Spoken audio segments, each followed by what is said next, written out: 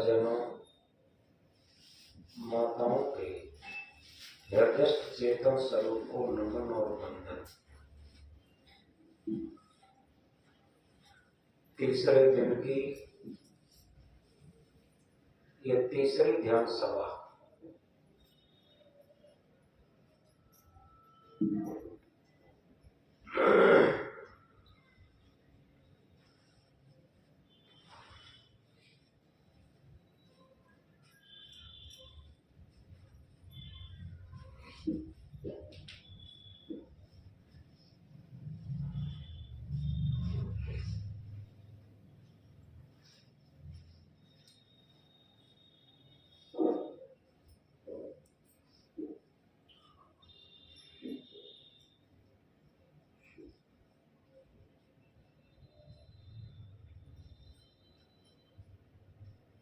ध्यान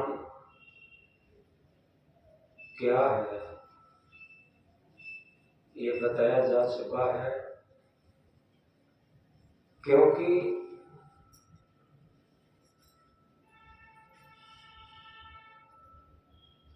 ध्यान एक विस्मृति का नाम है।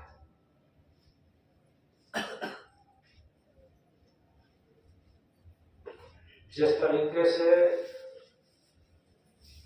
सूर्य की अनुपस्थिति ही रात्रि है और सूर्य की उपस्थिति ही दिन है, इसी तरीके से ध्यान क्या है? असत संसार की विस्मृति।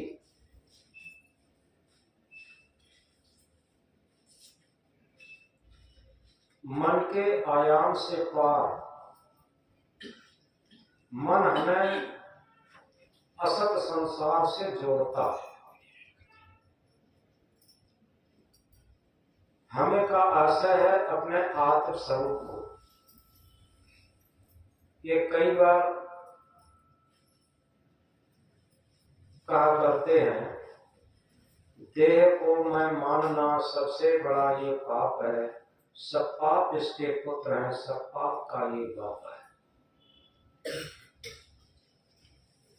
जब तक केवल शरीर को ही हम स्वयं अपने को मानते रहते, यही अज्ञान है, भूल है, सांसारिकता है, भव है, बंधन है।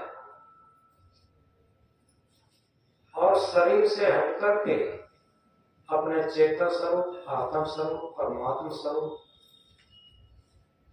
की स्मृति ही ध्यान है।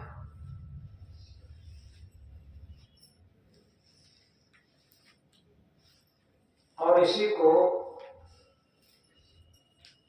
सांख्य दर्शन में कपिल जी ने कहा है, योगश्चित्त वृत्ति निरोधा। चित्त की वृत्तियों का निरोध हो जाना ही सच्चा योग है। जो सहज ध्यान योग, इसका नाम है पूर्ण सहजता। कोई बनावट नहीं, कोई मिलावट नहीं, कोई दिखावट नहीं, कोई थोपना नहीं, कुछ नहीं। जिसने पाई सहज जीवन की झलक, उसकी मिट गई सकल संसार पाने की ललक। हम केवल और केवल अपने जीवन में सहजता को धारण कर रहे हैं। ध्यान की शुरुआत हो जाएगी, भजन की शुरुआत हो जाएगी, भक्ति की शुरुआत हो जाएगी। जैसे अभी पिछले सत्र में, पिछली ध्यान सभा में बताया था, सेल्फ नॉलेज, आत्मज्ञान। शास्त्रों के ज्ञान से हटकर जिस पर सारे शास्त्रों का ज्ञान टिका हुआ है, आत्मज्ञान, सेल्फ नॉलेज, ये सहज ज्ञान है। अपनी आत्मा के अंदर से स्वयं प्रस्फुटित ज्ञान,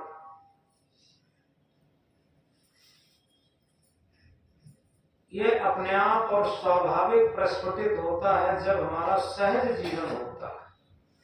साधु जीवन का अर्थ ये नहीं है कि उसमें हम बहुत बड़े पद पर हो गए, बहुत बड़ी प्रतिष्ठा हो गई, बहुत लोग हमें गुरु कह दिए, मान सम्मान दे दिए।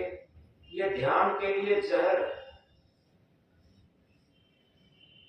इसीलिए सबको समान अवस्था में रखा जाता। हम ये समझें, हम एक साधक हैं, हम एक जिज्ञासु हैं, हम एक सेवक हैं। ये सबसे ऊंची स्थिति है साधक की।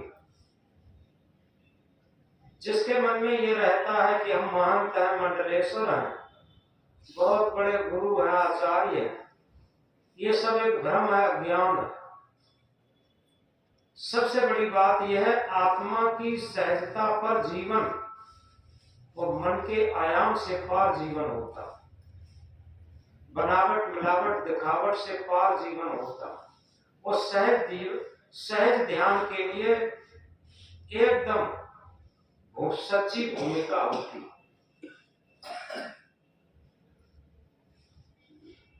तो इस प्रकार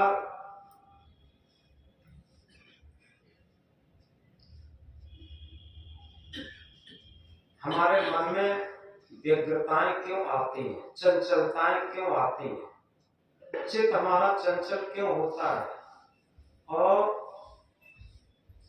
चित्त में कलुषता क्यों आती है, मन में स्वार्थपरता क्यों आती है, इसे समझना है एक छोटे से उदाहरण द्वारा।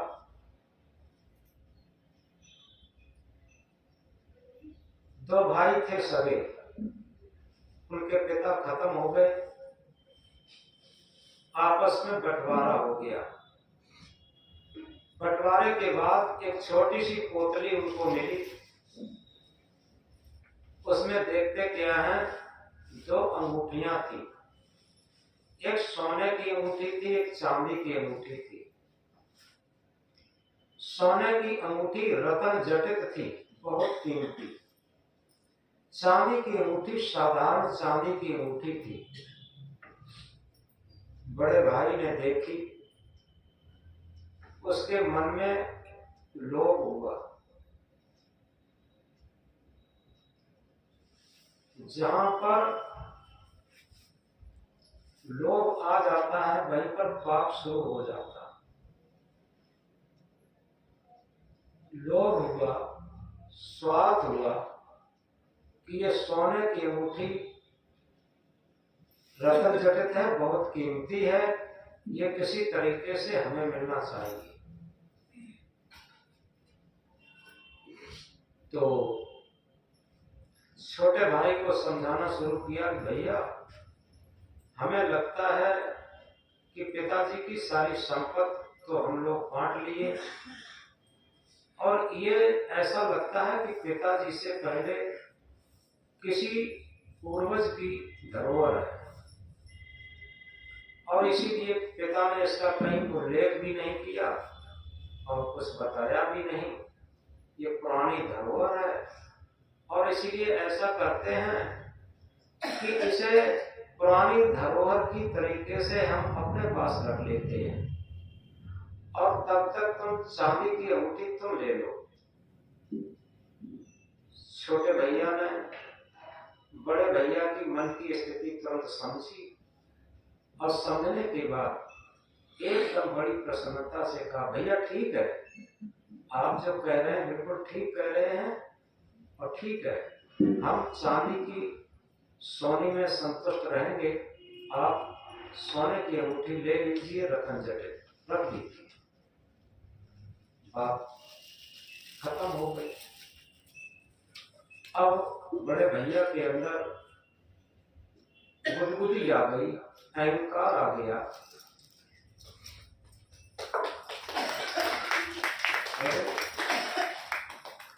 ये ध्यान के समय तालियां नहीं।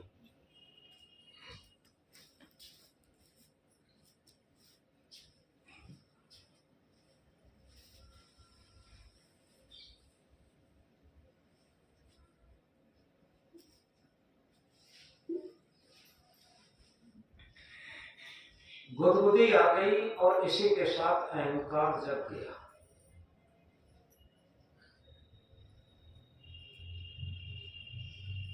जब जब अहंकार जग गया, धीरे धीरे मन कलुषित रहने लगा और संपत्ति की वजह से धीरे धीरे उसके अंदर झूठ, छल, फरेब, बेईमानी ये सब और बढ़ने लगे। कि उसे थोड़ी सी चतुराई से काम करने पर ये लाभ मिल गया था और लोभ का बाप पाप होता ही है। इसलिए जब लाभ मिला और लोभ और बढ़ा, धीरे धीरे झूठ, छल, कपट का सहारा लिया, संस्कार खराब होने लगे। धीरे धीरे वो टेंशन में रहने लगा। संपत्ति तो बढ़ा ली लेकिन टेंशन में रहने लगा। और संक्षेप में कहें, टेंशन के कारण उसे शॉट भी लगाने पड़े, दवा भी खानी पड़ी। जीवन असंतुलित हो गया। जिस सुख के लिए वो दौड़ा था उसका मन, वो सुख उसका दुख रूप में बदल गया। सारा टेंशन, नींद न आना, भोजन न पचना और शरीर की कमजोरी रहना, सारी व्यग्रताएं, सारी दुख उसके सामने आने लगी। इधर छोटा भाई बहुत प्रसन्नता में हो गया। कारण क्या था? जब उसने एकांत में बैठ करके उस अंगूठी को देखा, उसने कहा, पिताजी ने ऐसा क्यों किया कि जहां एक बहुत बेशकीमती अंगूठी और वहीं एक साधारण चांदी की अंगूठी क्यों रखी, इसके साथ इससे जोड़ा क्यों मिलाया? तब जब उन्हें एकांत में निहारा, जब दृष्टि डाली तो उस पर एक कोटेशन लिखा था, एक बात लिखी थी कि जो था वो नहीं रहा, जो है वो भी नहीं रहेगा। छोटी सी अंगूठी पर एक कोटेशन के रूप में लिखा था, यानी सुख आया सुख भी नहीं रहेगा, दुख आया दुख भी नहीं रहेगा, रईसी आई रईसी भी नहीं रहेगी, गरीबी आई गरीबी भी नहीं रहेगी। इस महामंत्र को उसने अपने हृदय पटल पर उतार लिया और हृदय पटल पर उतार करके मस्त और निष्फिक्र जीवन जीने लगा और भजन, भक्ति, परमार्थ का जीवन जीने लगा। संतों का भी साथ करता। दिनों दिन उसकी शांति बढ़ रही है। वो अपने वास्तविक जीवन का लक्ष्य समझ रहा है और कभी कभी साधना ध्यान शिविर में पहुंच करके जो दुनिया का सबसे बड़ा धन है, जिसे आत्म धन का, सदगुरु कबीर साहब ने पूरा बीजक केवल आत्म धन के संबंध में कहा। बीजक कहिए साख धन, धन का कहे संदेश, आत्म धन जय ठौर है, वचन कबीर उपदेश। यथार्थ में दुनिया के सारे धन हम समझ सकते हैं, लेकिन आत्म धन केवल ध्यान के द्वारा ही समझ सकते हैं और केवल ध्यान भी निर्मल मन के द्वारा हम समझ सकते हैं। ये दोनों चीजें एक साथ उस अंगूठी पर थी। जो था वो नहीं रहा, जो है वो भी नहीं रहेगा। चाहे सुख आए, सुख के समय भी ये मंत्र काम करता है और दुख के समय भी ये मंत्र काम करता है। अभी थोड़ी देर पहले आंधी आई, बूंदे आई, लेकिन थोड़ी देर आंधी टिकी, बूंदे टिकी, चलेंगे, वो नहीं रहे।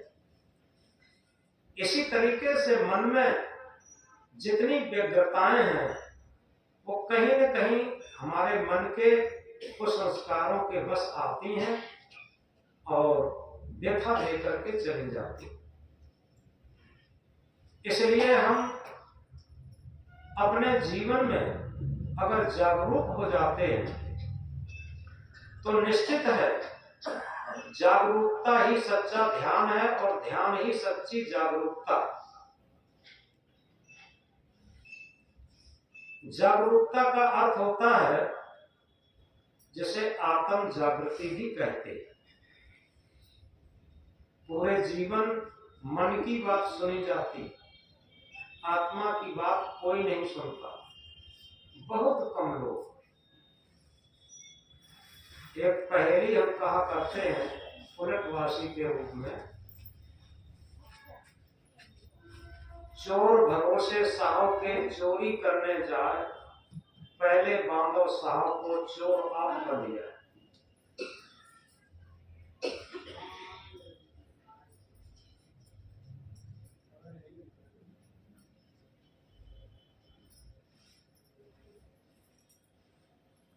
बीच में कोई भी कहीं भी बातचीत नहीं होती। जिसे कोई बात करनी है या खांसी ज्यादा होती है वो बाहर जाकर के अपने शांति में बैठ सकता है। ठीक,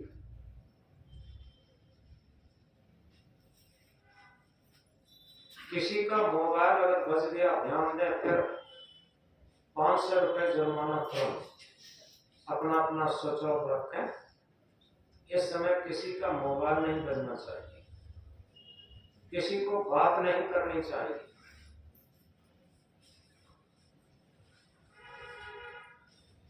हमने कहा था चोर भरोसे साहब के चोरी करने जाए, पहले बांधो साहब को चोर आप बन गया। ये उलटवासी यानी उल्टी जैसी महसूस होती है लेकिन सीधी है, उल्टी नहीं है।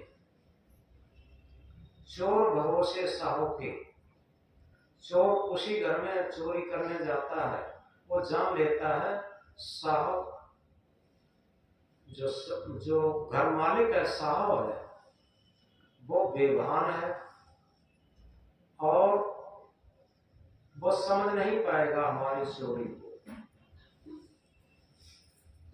और वो चोरी कर लेता है। इसी तरीके से आध्यात्म में से जब घटाते हैं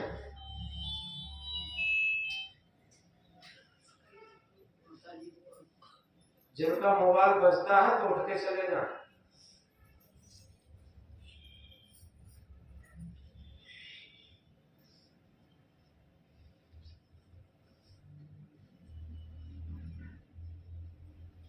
हम थोड़ा गंभीरता से समझें।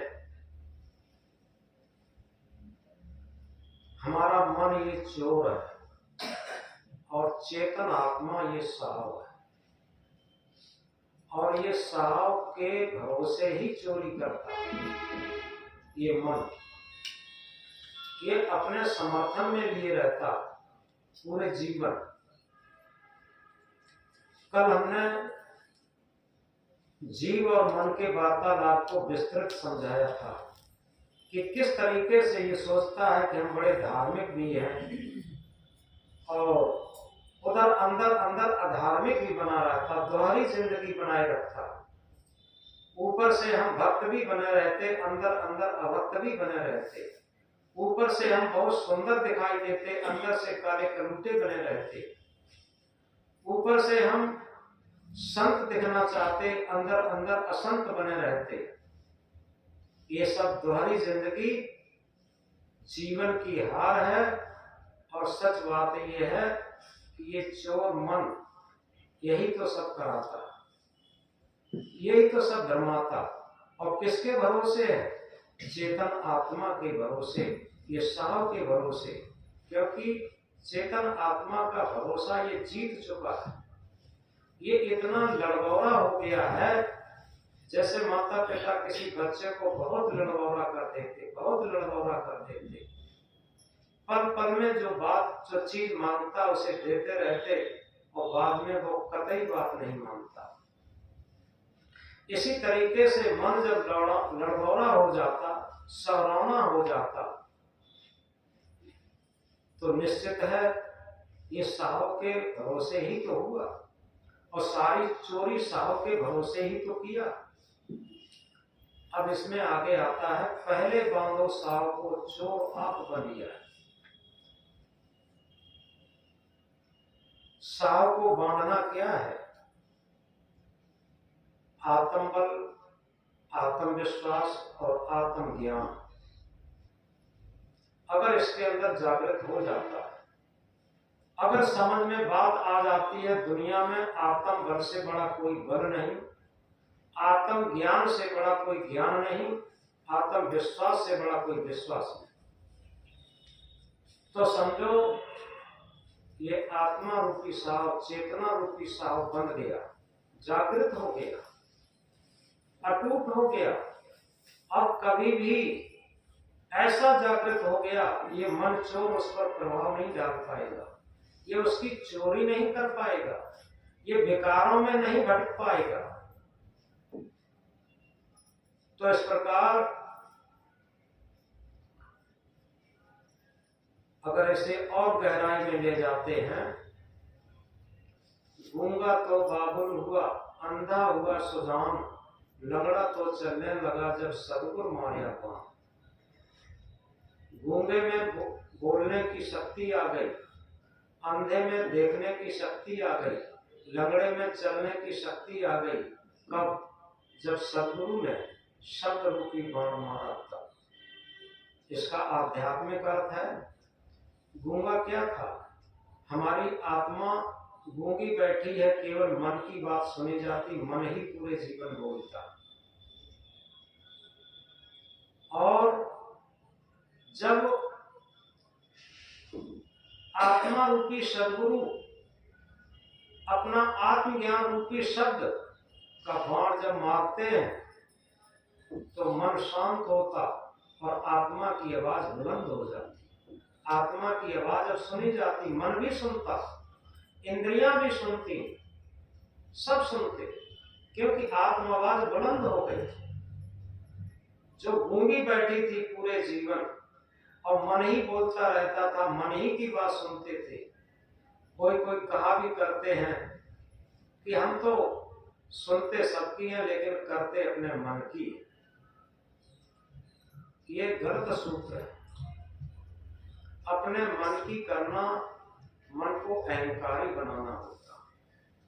निर्णय की बात करें और निर्णय की बात सुने, ये अच्छी बात है। तो गूंगा तो बाबुल हुआ, अंधा हुआ सुजान। जो आत्मा हमेशा हमेशा से गूंगी बैठी है, इसके अंदर से आत्मज्ञान प्रस्फुटित नहीं हो रहा। आत्मज्ञान का शब्द जब प्रस्फुटित होने लगा, इसमें आत्म बल भी बढ़ गया, आत्म विश्वास भी आ गया और परम सत्य संपन्न हो गया। अब मन की नहीं चाल चलेगी, अब इंद्रियों की चाल नहीं चलेगी, ये अब शांत बैठना शुरू हो जाएंगे। दूसरा है अंधा हुआ सुजान। अंधा कौन है? हमारी सुरती अंधी बैठी है। हमने कहा था कि एक उर्दू के शायर ने कहा था, अभी दोहराया था, क्या देह और रूह का रिश्ता अजीब है, जीवन भर साथ रहे तो रफ न हुआ। शरीर और जीव का अजीब रिश्ता है, जीवन भर साथ रहते लेकिन साक्षात्कार नहीं हो पाता। तो क्यों नहीं हो पाता? हमारी मन की सुरती अंधी है। अभी पिछले सत्र में, पिछली सभा में मैंने अच्छी तरीके से समझाया था, क्योंकि इसके अंदर विवेक नेत्र जब प्रस्फुटित होगा, सेल्फ नॉलेज जब प्रस्फुटित होगा, तब न दिखाई देगी अंदर की आत्मा, तब न साक्षात्कार होगा अंतरात्मा का। तो इस तरीके से जब हमारी सुरती के अंदर विवेक नेत्र प्रस्फुटित हो जाता है, सेल्फ नॉलेज प्रस्फुटित हो जाता है, थर्ड आई, तीसरा नेत्र प्रस्फुटित हो जाता है, हमारे अंदर ही वो आत्म परमात्मा स्वरूप का साक्षात्कार होने लगता है। तो अंधा हुआ सुजान, अंधे को दिखाई देने लगा, हमारी सुरति को, हमारी आत्म परमात्मा स्थिति का साक्षात्कार होने लगा। कब? जब सदगुरु ने शब्द रूपी बाण मारा था। लगड़ा तो चलने लगा जब सदगुरु मारा था। लगड़ा क्या था? हम भौतिक मंजिलें तो दौड़ दौड़ करके प्राप्त कर रहे थे, लेकिन आध्यात्मिक मंजिल की तरफ से, भजन की मंजिल की तरफ से, ध्यान की मंजिल की तरफ से, आत्म साक्षात्कार की मंजिल की तरफ से लगड़े बैठे, उधर की मंजिल ही नहीं चल रहे। सरल अर्थ में कहें, बाहरी मंजिलें तो दौड़कर मिल जाती हैं। जिसे कबीर साहब ने कहा, दौड़ दौड़त दौड़त दौड़िया, जह तक मन की दौड़, दौड़ थकी मन फिर भया, बस ठोर की ठोर। पूरे जीवन दौड़ते रहे, लेकिन जिस दिन ये दौड़ अक्रिया की स्थिति में आ जाएगी, विश्राम साध्य की स्थिति में आ जाएगी, उसी दिन दौड़ थकी मन फिर भया, मन स्थिर हो जाएगा, शांत हो जाएगा, मन अमन की स्थिति में आ जाएगा। और जिस क्षण मन अमन की स्थिति में होगा, उसी क्षण बस जिस आत्म परमात्मा की हम खोज कर रहे थे, बाहर दौड़ रहे थे, वो कहीं खोजना नहीं था, ढूंढना नहीं था, उसका अंदर ही साक्षात्कार होने लगा। अब हमारी आंतरिक यात्रा शुरू हो गई, सत्य की यात्रा शुरू हो गई, मुक्ति मोक्ष कल्याण की यात्रा शुरू हो गई, आत्म परमात्मा साक्षात्कार की यात्रा शुरू हो गई।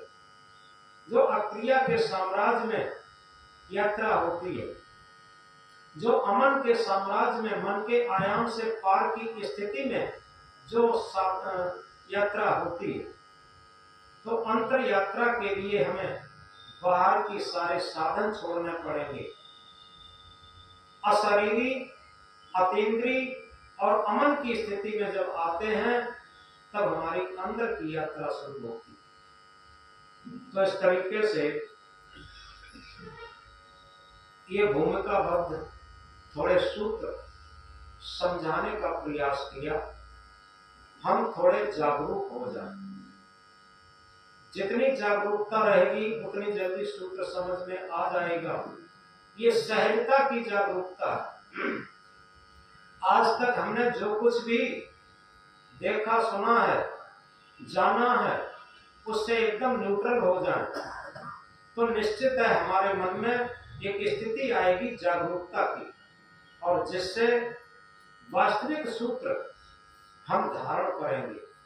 क्योंकि धारण करें तो धर्म है, नहीं तो खोटी बात, सूरज हो गए तो दिवस है, नहीं तो कालीगा।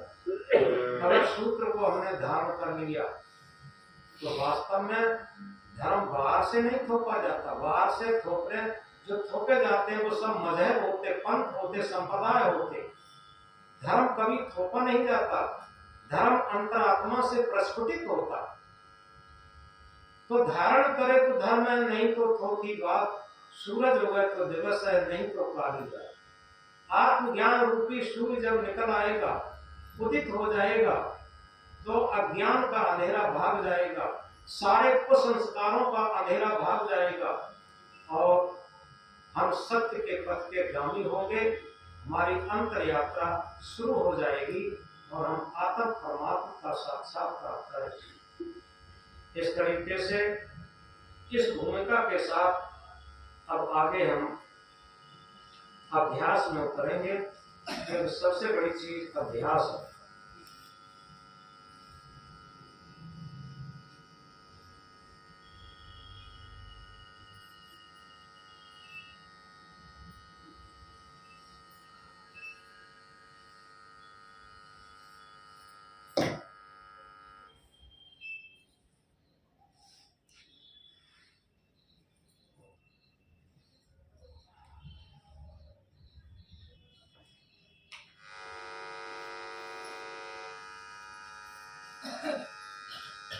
सहज आसन से बैठना, जिस आसन से सही तरीके से बैठ सके, और रीढ़ को सीधा रखेंगे।